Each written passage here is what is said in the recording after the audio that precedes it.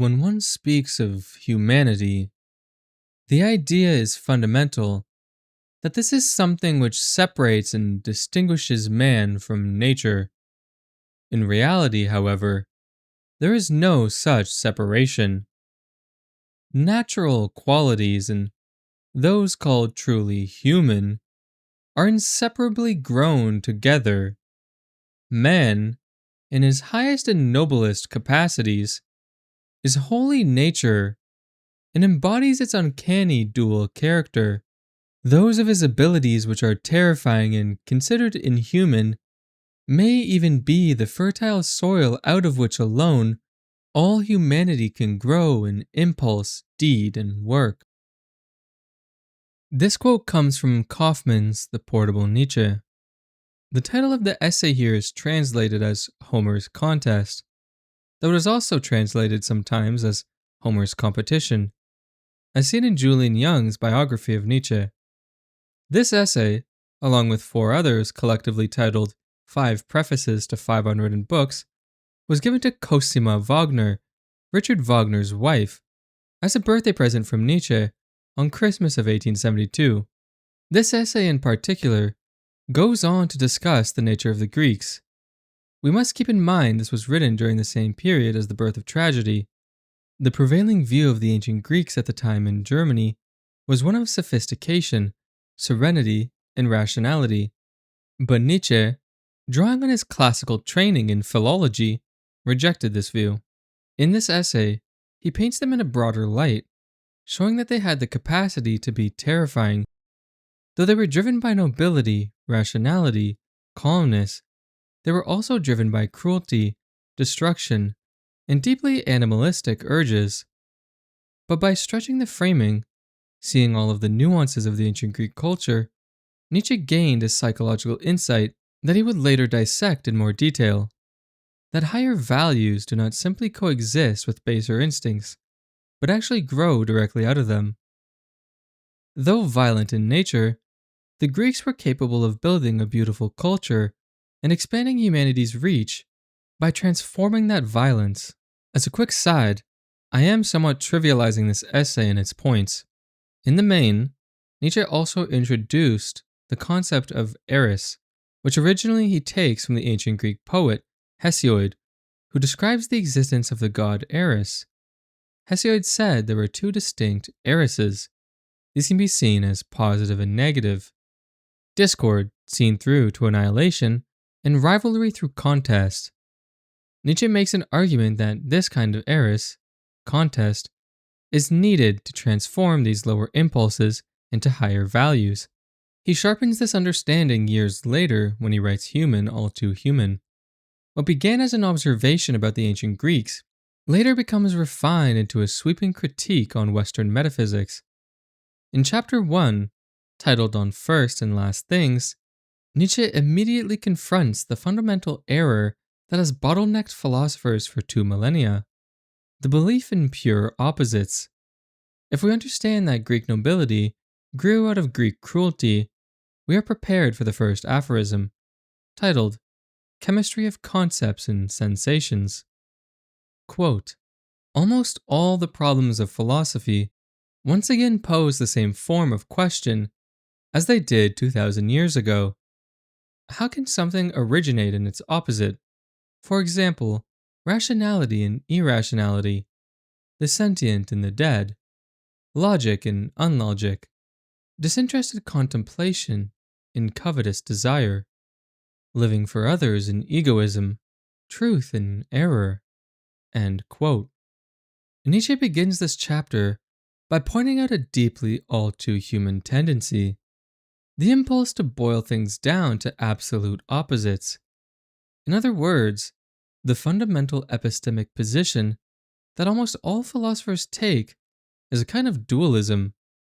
Historically, this struggle can be found in our inability to reconcile the seemingly stark contrast between our highest and lowest faculties. On one end, there's rationality, logic, and altruism. On the other end, there's irrationality, illogic, and selfishness. Since we are psychologically and linguistically disposed to systematizing concepts into binaries, it is no wonder why philosophers have been stuck trying to reconcile seeming opposites, like rationality and irrationality.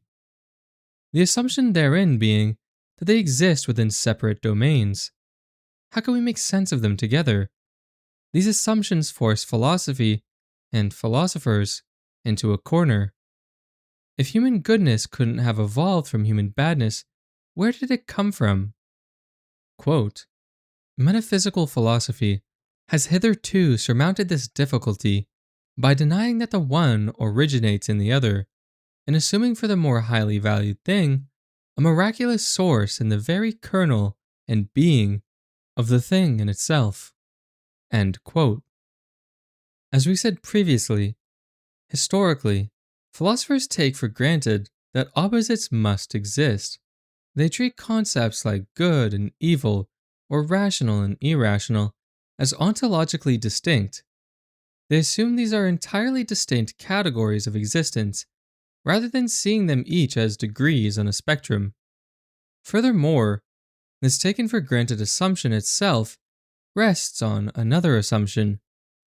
Metaphysics itself is not a neutral, objective science. It is driven by a moral prejudice. Because philosophers prefer the higher values, they feel a psychological need to protect them and place them on a pedestal. When a philosopher cannot historically or scientifically explain how a high value evolved from a low state or impulse, they resort to otherworldly explanations. By assigning a miraculous source to human goodness, they abandon natural reality and escape into imaginary transcendent realms to explain human behavior. This gets us to the thing in itself, which is a direct hit at Kant.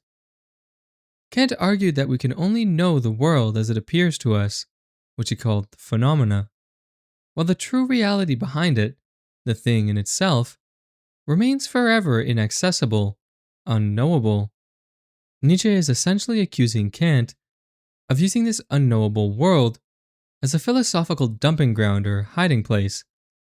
Within this thing in itself is placed the origins of morality, so one cannot investigate it scientifically. Nietzsche then goes on, quote, historical philosophy, on the other hand, which can no longer be separated from natural science, the youngest of all philosophical methods, has discovered in individual cases, and this will probably be the result in every case, that there are no opposites, except in the customary exaggeration of popular or metaphysical interpretations, and that a mistake in reasoning lies at the bottom of this antithesis. According to this explanation, there exists, strictly speaking, neither an unegoistic action nor completely disinterested contemplation. Both are only sublimations, in which the basic element seems almost to have dispersed and reveals itself only under the most painstaking observation. End quote. Here Nietzsche introduces us to his counter to metaphysical philosophy, historical philosophy. Crucially, he is framing historical philosophy as something which cannot be separated any longer from the natural sciences. Why? Because he is writing this during the wake of evolutionary theory, meaning there are important implications for human consciousness. Previously, its origin was thought to be divine or magical, but through the avenue of the natural sciences, people are starting to understand it's just as much a process of nature as anything else. He zones in on two conceptual shifts to explain this. Firstly, as we have just been discussing, there is a fundamental linguistic and psychological error at play. Opposites do not actually exist in nature. They are merely exaggerations to help us better understand, or at least fool ourselves into believing, a simplified version of something. Because we often use this linguistic tool to simplify the world around us, for example using sweeping categorizations of good and bad onto things around us, we make a mistake in reasoning by projecting these linguistic and psychological binaries onto the natural world. Secondly, he introduces a pertinent concept that he goes on to use throughout his career: sublimation. He claims that there is no such thing as selfless action only egoism that has been sublimated, meaning that actions become refined, transformed, and reformed over thousands of years of socialization until that original selfish drive is almost entirely dispersed. Just like the ancient Greeks went through the process of transforming, sublimating their most terrifying drives into beautiful expressions of art and civilization, our drives too, and possibly in even more refined and difficult to parse ways, have transformed. For example, our most selfless acts are merely a highly evolved and socially acceptable version of our most base desires and impulses. We can also note here that sublimation actually goes along with the theme of chemistry in this instance. Sublimation refers to the process by which a solid transforms into a gas without going through a liquid phase. Our baser instincts, which we can visualize as the solids, do not disappear to time. They just become refined and transformed into higher states, into gases, as it were. Nietzsche then goes on, quote, "All we require, and what can be given us only now the individual sciences have attained their present level, is a chemistry of the moral, religious, and aesthetic conceptions and sensations, likewise of all the agitations we experience within ourselves in cultural and social intercourse, and indeed even when we are alone. What if this chemistry would end up by revealing that in this domain too, the most glorious colors are derived from base, indeed from despised materials? Will there be many who desire to pursue such researches? Mankind likes to put questions of origins and beginnings out of its mind. Must one not be almost inhuman to detect in oneself a contrary inclination?"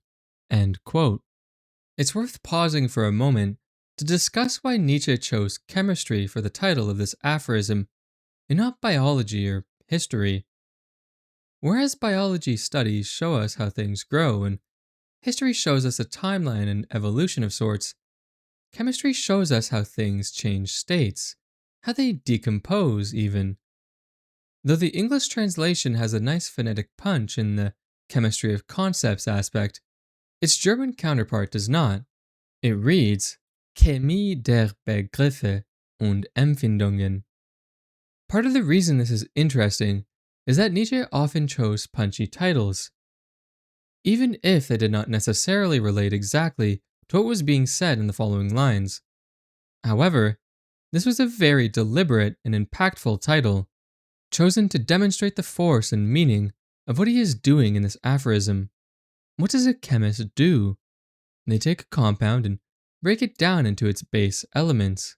So, although we may feel that seeing the history of concepts and values might be a great place to begin, Nietzsche sees the task as a chemistry of these concepts and values.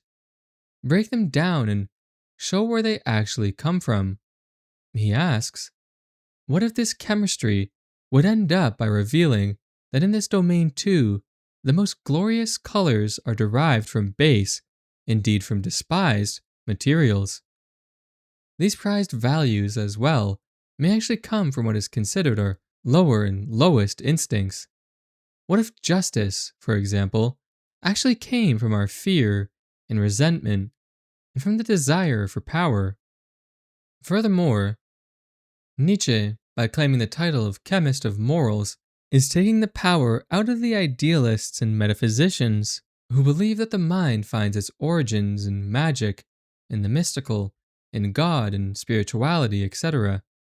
Historically speaking, chemistry evolved out of alchemy. Alchemists were mystics, believing they could use magic to change the states of things around them, for example, changing lead into gold. In the same sense, metaphysical philosophers are like the alchemists of morality. Nietzsche, by claiming the title of chemist, is declaring the end of miraculous origins and magical explanations. Aphorism 2, original error of the philosopher reads, all philosophers share this common error. They proceed from contemporary man and think they can reach their goal through an analysis of this man. Automatically, they think of man as an eternal verity, as something abiding in the whirlpool, as a sure measure of things. Everything that the philosopher says about man, however, is at bottom no more than a testimony about the man of a very limited period. Lack of historical sense is the original error of all philosophers. End quote. This lack of historical sense is prevalent.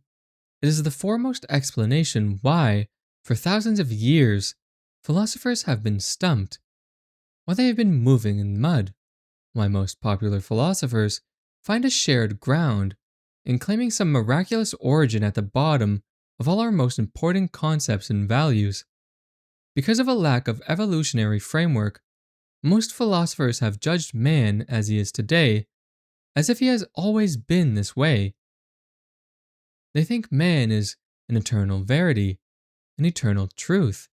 These traditional philosophers have been incapable of recognizing that consciousness, logic, and morality are all subject to change and fluctuations, growth and mutations. Certainly, in our earnest seeking of the truth, as philosophers, we would hope to find something stable, something to cling on to and no longer have to worry about. And because of this assumption of the static nature of the human, philosophers have long believed they can study our origins based on contemporary humanity. But for Nietzsche, this is just a methodological error. He says what these philosophers know about humanity is but a picture of a very limited period.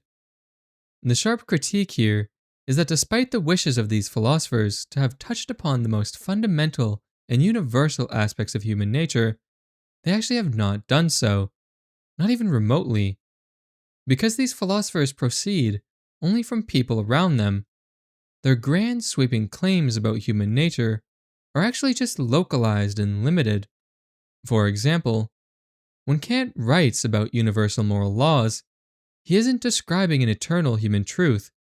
He is just giving his own testimony about the highly specific psychological and cultural makeup of an 18th century Prussian Christian. An historical philosophy, an historical consciousness, is fundamental in understanding why things are the way they are. If you lack this historical sense, you will look at the world around you, see things like selflessness, and be incapable of understanding how it got there, how it came to be what it is. This lack of understanding would necessarily imply that your only explanation is to assert that it has always been there, or came to be, through divine or magical origins. Nietzsche insists that an historical sense allows one to trace back these concepts and values, watch them de-sublimate as they go backwards down the line, and eventually find its origins in the base, animalistic egoism of our ancestors. Thank you all so much for watching.